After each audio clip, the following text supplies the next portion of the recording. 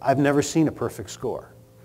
But this is pretty simple math, and that's why salespeople will do it, and it's fast to do it. So what's a perfect score? If the highest you can have on any attribute is 4, and there are 7 attributes, 28. Even I can do that math, right? So Pat's organization knows they need a 23 out of a 28 to know they're going to win that quarter with 91% accuracy. Now, if you're like me, you're probably sitting back and thinking, but Jeff, there's got to be a subjective side to this scoring.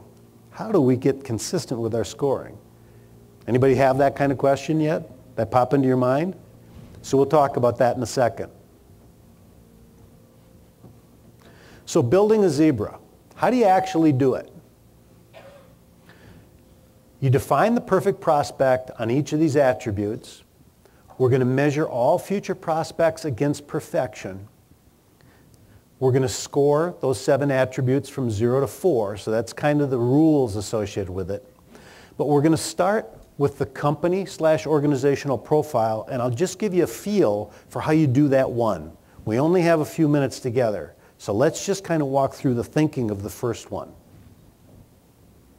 So, if the goal is to be like Lombardi and win 9 out of 10, think about your most reference-worthy customers. If somebody said, who do you do business with?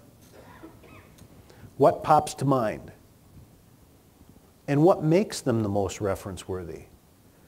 Now, do you bring them up because they're household names and everyone will know them? Or are they truly your best customers? Are they your best customers from a repeat business perspective, from a profitability perspective? Do you continue to do business with them?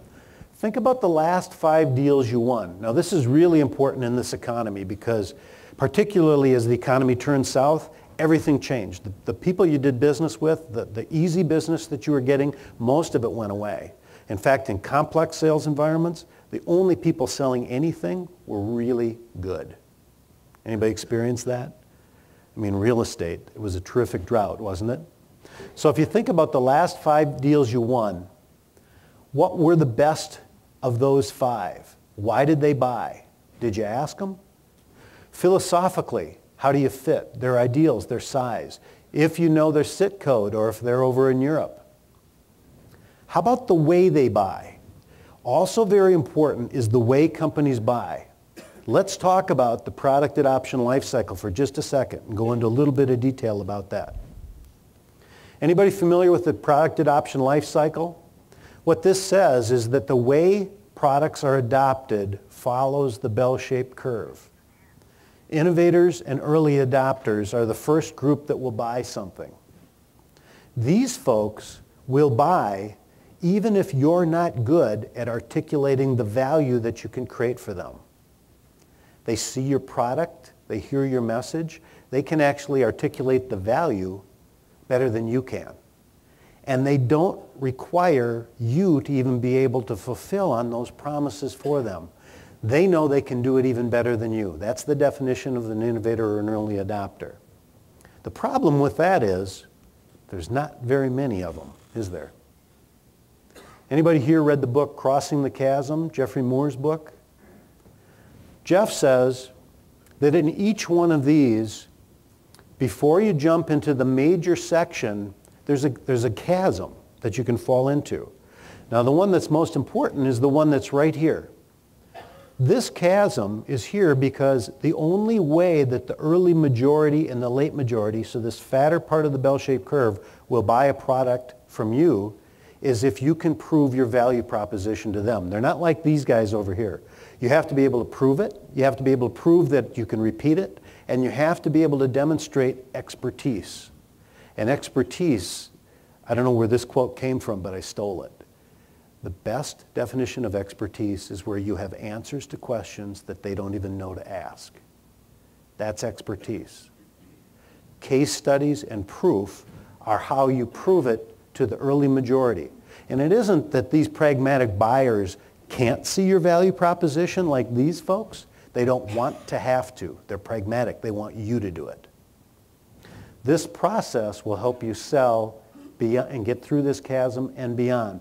If you're in this fatter part of the bell-shaped curve, then you need to define your zebra and stay in a place where you can tell and articulate and prove that you can create the value that you claim, or your customers in that space will not buy. Make sense? And the final one is the last. I hate to dwell on the negative, but again, thinking about where you've lost deals. Now, a loss can also be non-decision.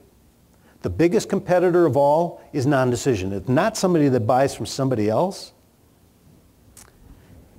Do you know, in any industry, about 70% of what is sitting on everybody's forecast, if you take an industry, 70% of what's sitting on everybody's forecast never closes for anybody? That means that non-decision or apathy is the biggest competitor of all, isn't it? So if you figure out those deals that are going to end in non-decision, you can eliminate a lot of wasted effort in your business and focus where you can win. So think about the last few deals that either you lost and one in particular that ended in non-decision. That's the type that stays on your forecast from quarter to quarter to quarter, and everybody believes is eventually going to close, so you continue to chase it. We delude ourselves into thinking we're okay. So this is what you go through on the beginning of the process. You do something similar on each one of these attributes. And then you put a little definition here of the anti-zebra and a little definition here, and then you add notes to each one of these that further define it. And the reason you do that is you can literally, if you do it right, you can sit a new person down that joins your company. I don't care if they're in sales, if they're in finance, if they're in engineering. If you sit everybody down and they understand your zebra, you will literally be explaining to them how you go to market and where they should stay. And if they stay here, they will be very successful. When I left Bonn, if you called in any Bonn office across the US and across Europe, they knew what a Bonn zebra was, no matter who answered the phone. It was very valuable to have everybody understanding what we did, how we did it, and why we did it, and the value we created for our customers. Now, the good thing about today's technology is that companies are very transparent. Anybody here not have a website today? We tell everybody what's best about us, don't we? We can look up organizations and figure out their size, their logistics, pretty much get a feel for their culture. We can figure out organizationally what they look like. So we can determine if these first two attributes are green before we ever even proceed. And that's one of the things you want to do. You want to only proceed if these first two attributes are green. Now look at the way this works. Do you see the green here in this sample scoring? Do you see the two yellow? Can you make that out? The way this works is anything that is yellow or red, you'd put a date and an action step in here to address it to make it more favorable. Notice the score on the bottom. This one, the sample is a 21. That's a pretty good score. But this is how we get fooled. Deals that end in the yellow, those are the ones that will be non-decision deals, and they'll drag on until we get them into the green. Deals that are in the red will be losses. And what happens when we first start scoring our deals? Happens to me too. We all have happy years.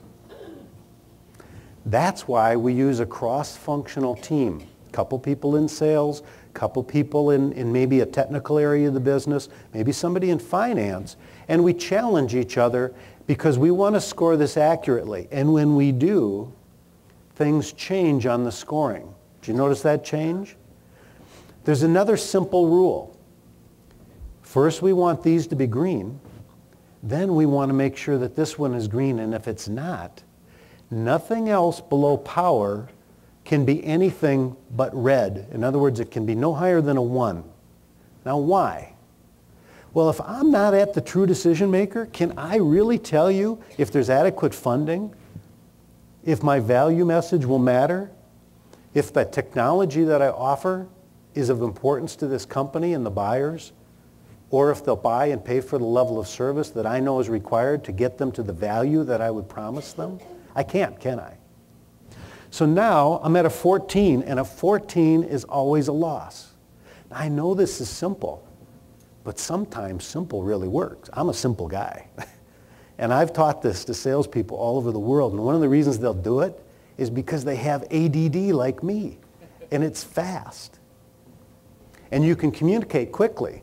Now, all you have to do, if you're not convinced you're at power, is you put a date and an action step right here, and you don't worry about the rest of this.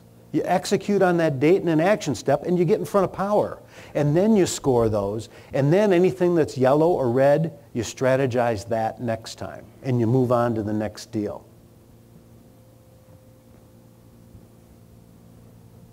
Does that make sense? Pretty easy, isn't it? Okay. What's the score needed to close 90% of your business you pursue? 23 or above. That's exactly right. Now there's another line of demarcation, if you will. There's another score that you should use to walk away from the deal after you meet with power. If your score is less than 17, in other words, if it's 0 to 16, after you meet with the person that you, as a cross-functional team, are convinced is power, if it scores at a 17 or less, walk away. Now this is the part that makes salespeople very nervous, because a good salesperson sits back and thinks, I can close anything, right? And they probably can, given enough time and resources. But as an economic development organization, you know that time kills all deals, doesn't it? And eventually all businesses. So time matters. And this is the simple rule. It's hard, isn't it? Saying yes is easy. Same works for sales. But it's learning to say no to the right things that actually creates the success in most of our businesses. Because I don't know about you, but most of you are probably like me in that you don't have any shortage of ideas on what you like to do with your businesses and your organizations. But you have to prioritize, don't you? This is about prioritizing and a tool for doing that. Any questions? Hopefully we gave you something, just a little bit of value. Did you notice this was a little bit different than most presentations? We showed you our book and we showed you our customers, but we didn't tell you anything about ourselves. We tried to give you something that you would care about right away. Hopefully we brought you a little bit of value tonight. Thank you.